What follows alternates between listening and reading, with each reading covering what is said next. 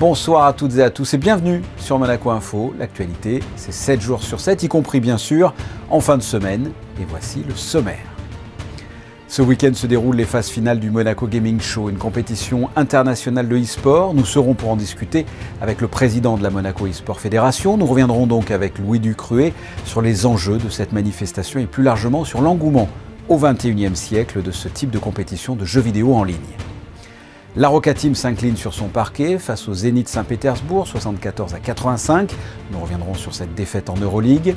Comment se porte l'hôtel Métropole pour ses fêtes de fin d'année, après une phase importante de travaux?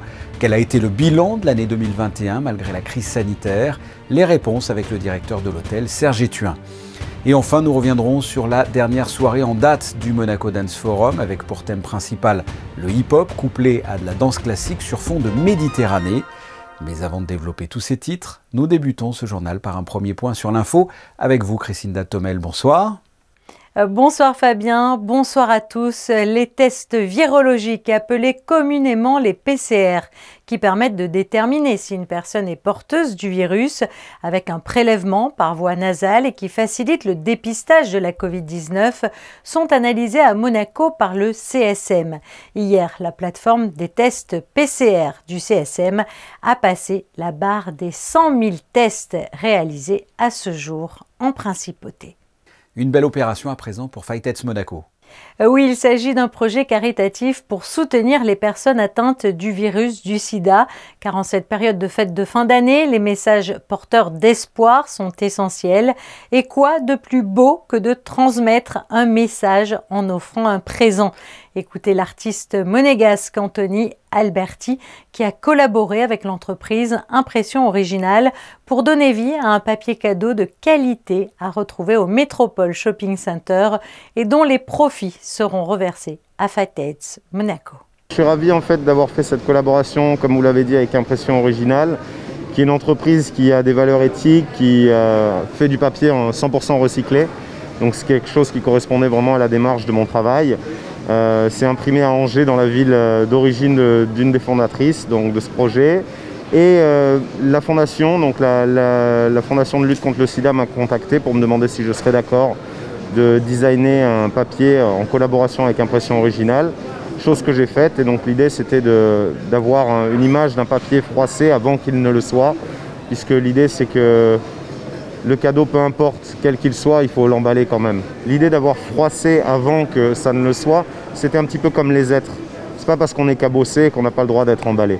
Et là, l'idée, c'était un petit peu ça. Des propos recueillis par Yannick Debever. Autre belle initiative, cette fois pour les Amis du Liban, qui a besoin de votre soutien.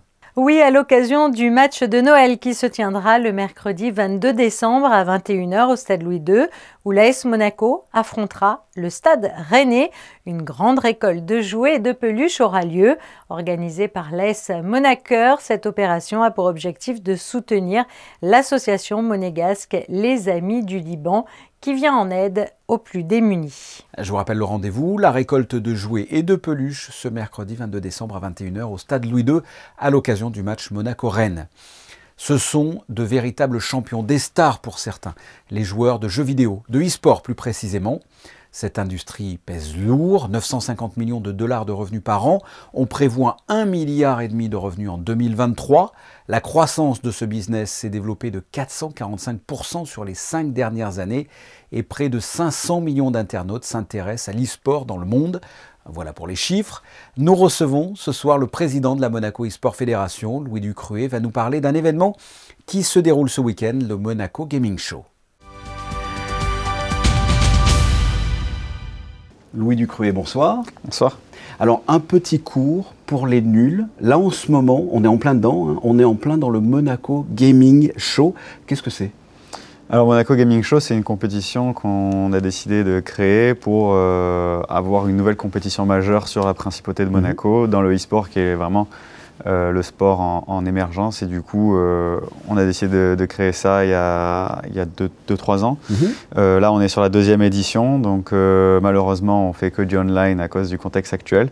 Mais on espère à devenir plus grand avec du live sur place en principauté et pouvoir faire vivre ça aux gens de Monaco. Alors, c'est une compétition, vous l'avez dit, online. D'où viennent les participants? Qui sont-ils? Les gens, cette année, on a réussi à avoir des gens de plusieurs continents, Amérique du Nord, Afrique et Moyen-Orient, en plus de l'Europe. À terme, on espère avoir des qualifications jusqu'à l'Asie pour pouvoir toucher le monde entier. Quel est le niveau des compétiteurs? Il y a du lourd, il y a du bon joueur?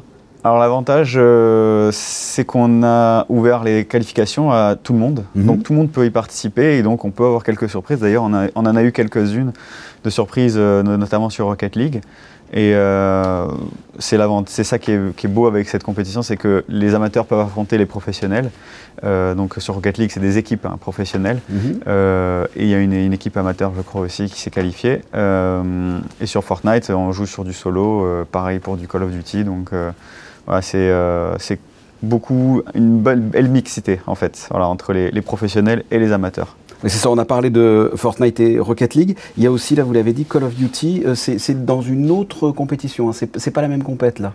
C'est toujours dans le Monaco Gaming Show, Oui. mais oui, c'est des éditeurs différents, donc du coup on est sur un contexte complètement différent, voilà, pour ça. Je voudrais que l'on parle du e-sport de façon générale. C'est une discipline qui prend vraiment de plus en plus d'ampleur, hein, d'année en année. Il y a des joueurs stars. Parlez-moi un peu du e-sport et de son développement. Les sports, ça fait quelques années maintenant que ça existe, que ça s'est démocratisé dans certains pays, notamment la Corée du Sud et les États-Unis. L'Europe, c'est vrai qu'on était un peu en retard, mais là on a bien rattrapé le train et c'est des disciplines sportives. En fait, le e-sport, c'est général. En fait, chaque jeu est une discipline sportive. En fait, c'est comme un peu l'athlétisme. On va dire l'athlétisme de manière générale. Et après, dans l'athlétisme, il y a plusieurs disciplines. Le e-sport, c'est un peu pareil. En fait, chaque jeu est une discipline. Et souvent, on a un joueur qui est bon dans un jeu. C'est rare qu'on ait des joueurs qui soient bons dans plusieurs jeux. C'est pour ça qu'on arrive à avoir des équipes et des compétitions vraiment à part. C'est du sport pour vous, le e-sport, ou pas du tout? Ah oui, pour moi c'est du e-sport, comme les échecs et c'est du sport aussi. Donc c'est très cérébral mais aussi physique parce qu'il y a quand même de l'endurance. Il y a certaines parties qui peuvent durer jusqu'à 3-4 heures. Il faut rester concentré pendant 3-4 heures parce que des fois, un manque de concentration pendant une seconde peut être fatal pour toute l'équipe. Et aujourd'hui, on a quand même une professionnalisation du e-sport avec des équipes, comme vous l'avez dit, où nous avons un environnement sportif qui se calque, comme par exemple les équipes de tennis, de foot ou de basket, avec des entraîneurs, des nutritionnistes, des médecins, des ostéos qui viennent pour s'occuper des joueurs. Il y a un vrai encadrement. Il y a un véritable encadrement aujourd'hui sur les grosses équipes professionnelles et ça tend à se développer de plus en plus et à avoir de plus en plus d'équipes comme ça. Vous êtes le président donc, de la Monaco e-sport Fédération. Je le dis en français, hein, je ne sais pas si on dit Fédération ou... Non, on peut dire les deux. Parfait. Qu'est-ce qui vous plaît dans le e-sport, tout simplement? Ce qui me plaît dans le e-sport, c'est qu'on est à l'émergence d'une nouvelle discipline et j'aime être dans le bon timing pour s'y intéresser et pour y commencer. Moi-même, j'ai été bercé dans la génération des premiers gamers, les premiers connectés, on va dire. Et j'avais à cœur de développer ça en principauté et pouvoir faire en sorte que Monaco puisse rayonner à l'international dans cette discipline. Et en tant que président, justement, quel est l'objectif? Quel est votre objectif? C'est d'avoir une équipe indéboulonnable. D'ailleurs, parlez-moi des équipes, enfin des joueurs de Monaco et de l'objectif que vous avez. Alors, on n'a pas d'équipe à proprement dite aujourd'hui. On a une sélection nationale qu'on va à chaque fois faire en fonction des compétitions qui vont avoir lieu. En fonction des jeux, oui. Voilà, parce qu'aujourd'hui, on a réussi en début de cette année, d'être affilié à la Fédération internationale de e-sport. Donc on va pouvoir participer aux compétitions internationales et là, bien sûr, il faudra que ce soit que des Monégasques. Parce que la fédération ne pourra avoir une équipe que de Monégasques. Après, on a les clubs de e-sport, comme le Monaco e-sport club, comme l'AS Monaco FC e-sport. Mais à part ça, nous, la fédération, va se concentrer vraiment sur le rayonnement de Monaco et des Monégasques dans le e-sport. Et l'objectif à terme, c'est bien sûr de participer aux Jeux Olympiques, pouvoir envoyer des athlètes aux Jeux Olympiques via le e-sport. Louis Ducruet, merci. Merci à vous. Les matchs de basket se disputent en jeu vidéo également, et bien sûr sur un parquet traditionnel. Après un combat épique ce mercredi à Kaunas, la Roca Team remontait en selle ce vendredi en Euroleague avec la réception du Zénith Saint-Pétersbourg, une des meilleures défenses de la compétition. Un match en forme de montagne russe qui n'a pas souri aux Monégasques. Résumé de Yannick Debever et Thomas Deus. 31-14, c'est le score que va encaisser la Roca Team en début de match. Une entame catastrophique dans laquelle les Russes n'ont aucun mal à marquer. L'adresse du Zénith est presque parfaite et Billy Bayron s'amuse derrière l'arc. De l'autre côté du terrain, fidèles à eux-mêmes, les coéquipiers de Jordan Lloyd se montrent intraitables en défense. Et seul le talent offensif de Dwayne Bacon, 21 points, rayonne côté Monaco. Bacon qui marque. En deuxième quart-temps, la tendance va complètement s'inverser. Monaco se met au niveau du Zénith et intensifie sa défense. Les Russes ne mettent plus dedans et petit à petit l'écart s'efface. La Roca Team revient au contact grâce à un très bon Bacon et au shoot longue distance d'Andjusic. Monaco inflige à son tour un 29-14 et sur ce panier de Mike James revient à 2 points seulement. Le mauvais début de match est effacé et à la mi-temps, rien n'est joué. Le Zénith n'a mis que... Monaco continue sur sa lancée dans la troisième période et sur ce 3 points de Mike James prend même l'avantage pour la première fois du match. Les défenses sont en place de part et d'autre et le match s'équilibre. À ce moment, Monaco rivalise avec l'une des meilleures défenses d'Euroleague et ce contre gigantesque de Dante Hall en est le parfait symbole. Au bout de 3 quarts, Monaco est devant 57-56. Mais un match de basket se joue en 4 quart-temps et malheureusement Monaco va craquer dans cette dernière reprise. Bien muselé tout le match, Jordan Lloyd se met à enchaîner les paniers. L'ancien meneur de l'Étoile Rouge joue un bien mauvais tour à son ancien entraîneur Sacha Obradovic en inscrivant 14 de ses 20 points dans la dernière période. Quelques actions offensives monégasques permettent aux fans d'y croire encore. Mais Lloyd répond aussitôt et permet au Zénith de s'envoler vers la victoire 85-74. C'est fini. C'est fini.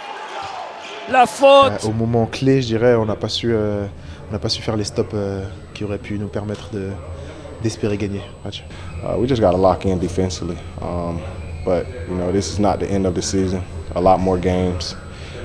It's a long season, so we just got to stay focused and get ready for the next game. Les absences de Paris Lee, blessé pour quelques jours, Rob Gray malade et Westerman encore convalescent se sont fait sentir dans l'arrière-garde monégasque. Les 3 joueurs devraient être disponibles pour le déplacement à Berlin mercredi. Et avant Berlin mercredi, il y a Limoges à affronter, salle Gaston Médecin en Betclic Elite ce dimanche à 17h. Nous vous retrouvons, Chrisinda, avec des nouvelles de l'entreprise monégasque Venturi dans son combat pour l'environnement.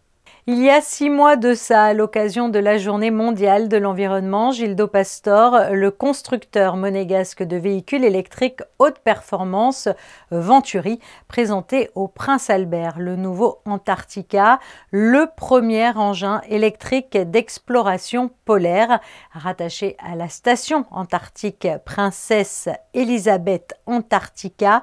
Depuis une semaine, l'engin permet aux scientifiques de se déplacer avec leur matériel dans cette région de l'Antarctique de l'Est en limitant au maximum toute perturbation pour l'écosystème.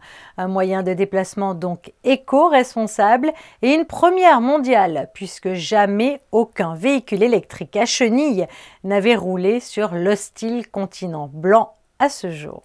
Vous avez un projet où vous souhaitez apprendre le coding. Eh bien, pour ce faire, Fabien, il suffit de vous rapprocher de la Capsule, la première école de coding pour adultes de Monaco. Que vous soyez développeur, recruteur ou que vous cherchiez tout simplement à apprendre à coder, la Capsule offre des formations pour tous les âges et pour tous les niveaux. Un événement a d'ailleurs mis à l'honneur la présentation de 6 projets mis en place par les élèves de la Capsule et dont la session de formation a démarré le 10 octobre dernier. Alors pour en savoir plus sur le Demo Day de Monaco, vous pouvez le retrouver sur la chaîne YouTube grâce au lien qui s'inscrit juste en bas de votre écran.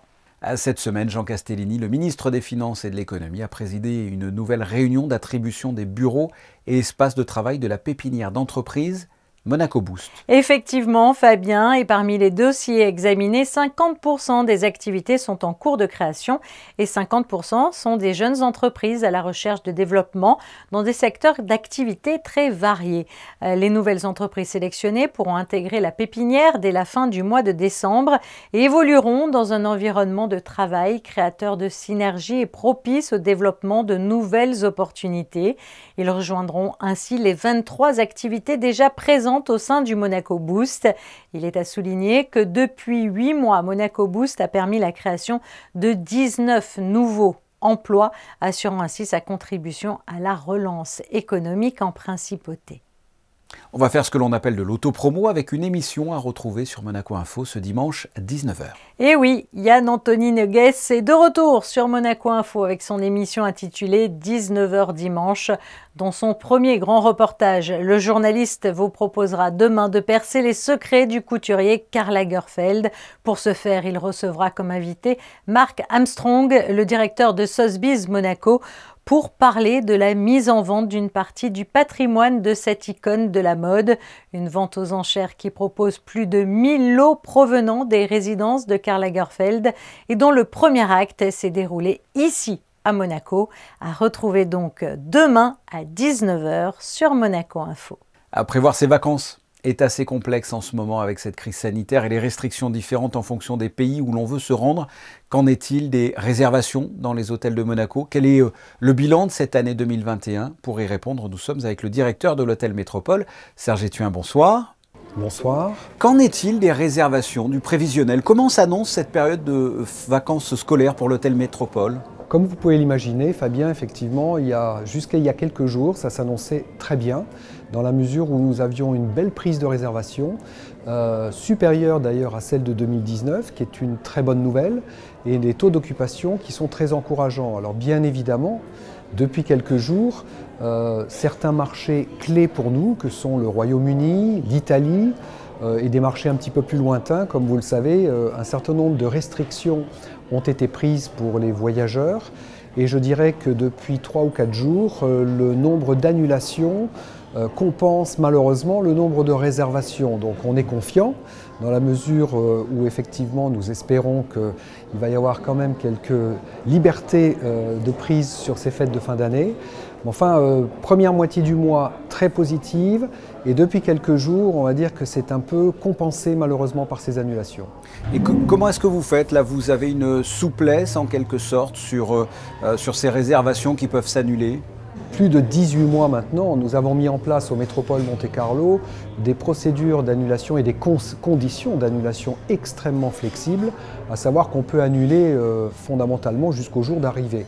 Donc je pense que c'est extrêmement important d'encourager la clientèle effectivement à réserver et qu'ils sachent, qu'ils aient ce confort de savoir qu'ils peuvent effectivement annuler si les restrictions de voyage deviennent draconiennes.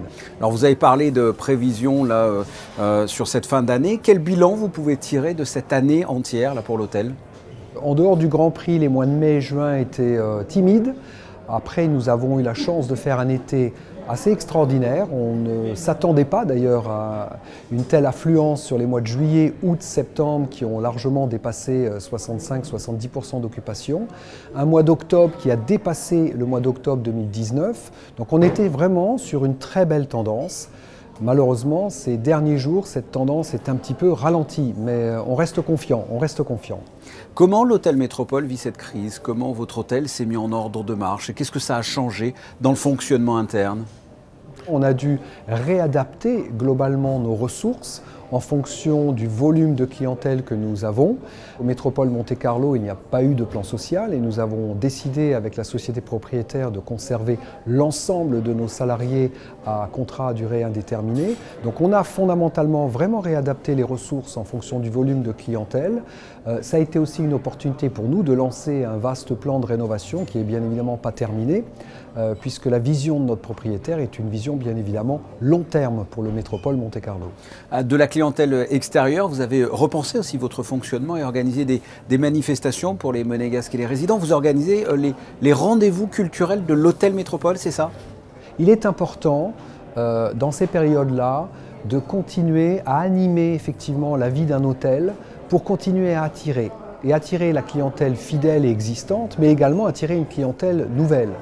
Et ce lancement des rendez-vous culturels, où on a eu le plaisir d'accueillir Anne Parillo pour cette première séance des rendez-vous culturels, est une manière d'attirer une clientèle différente et également, je veux dire, de travailler non pas seulement sur la gastronomie, mais un hôtel de luxe est aussi un lieu d'échange où la culture doit être présente.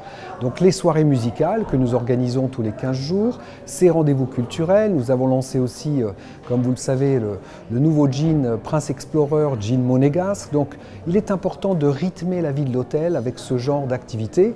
Et évidemment, pendant les fêtes de fin d'année, alors là, il va y avoir toute une série de manifestations et d'événements qui vont continuer, j'ose espérer, à séduire la clientèle monégasque et environnante. Justement, quels sont ces rendez-vous, ces événements ? Alors, la liste est longue, mais bien évidemment, nous allons avoir un magnifique dîner de réveillon le 24, ainsi que le 31 au soir. Le 23 et le 31, il y aura beaucoup d'activités pour les enfants autour de Noël. Et nous aurons le plaisir, bien évidemment, d'accueillir le Père Noël en personne, qui visitera l'hôtel Métropole le 24 décembre à 17 h. La liste est longue, mais il faut venir et visiter l'hôtel pour découvrir toutes ces activités. Voilà, le Père Noël à l'hôtel Métropole le 24 décembre, malgré un emploi du temps bien chargé. Il aura un emploi du temps bien chargé, effectivement. Je vous souhaite de passer à vous, à vos équipes et à vos clients d'excellentes fêtes de fin d'année. Serge Ethuin, merci. Merci à vous et bonne fête de fin d'année. Également. Le Monaco Dance Forum a présenté cette semaine et jusqu'à ce soir un panel de compagnies et d'artistes internationaux offrant au public une série de spectacles inédits à Monaco. C'était le cas vendredi avec la compagnie Hervé Koubi dans Ce que le jour doit à la nuit, un voyage depuis le hip-hop que les interprètes maîtrisent jusqu'au style classique qui est la formation du chorégraphe. Reportage de José Sacré.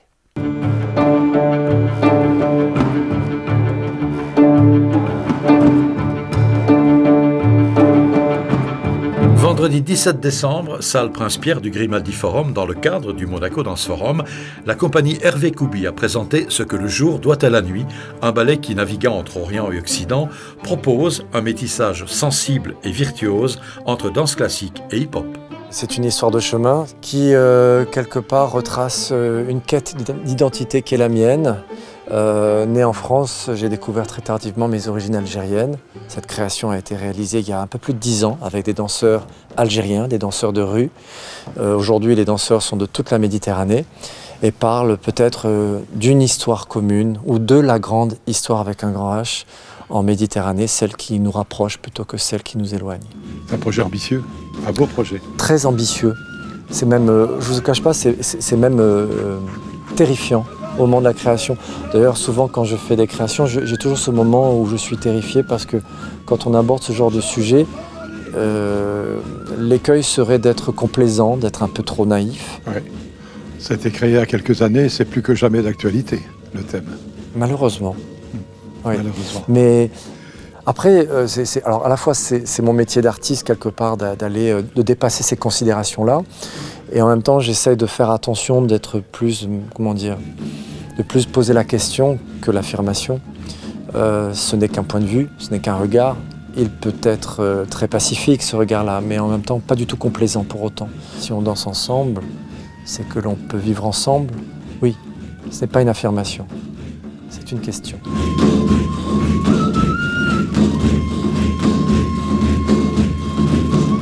Passons à la météo. Quel temps fera-t-il demain ? Eh bien demain, le temps se partagera entre le gris et le bleu, de belles éclaircies le matin et des instants ensoleillés entrecoupés de passages nuageux l'après-midi. Les températures seront fraîches avec 12 degrés pour les maximales et 8 degrés pour les minimales. Pour les plus courageux, l'eau de mer sera à 16 degrés. Le soleil se lèvera à 7h57 et se couchera à 16h56. Dimanche, nous fêterons les Urbains. Urbain V, le bienheureux, qui a été papa Avignon au XIVe siècle. La suite de vos programmes sur Monaco Info. Mais avant cela, vos photos de fin de journal. Manuel Vitali s'est rendu à Kaunas à l'occasion d'un match de basket en Euroleague. Et bien voici la carte postale de cette ville située en Lituanie. On se retrouve, si vous le voulez bien, demain, 20 h. Merci pour votre fidélité. À très bientôt. Au revoir.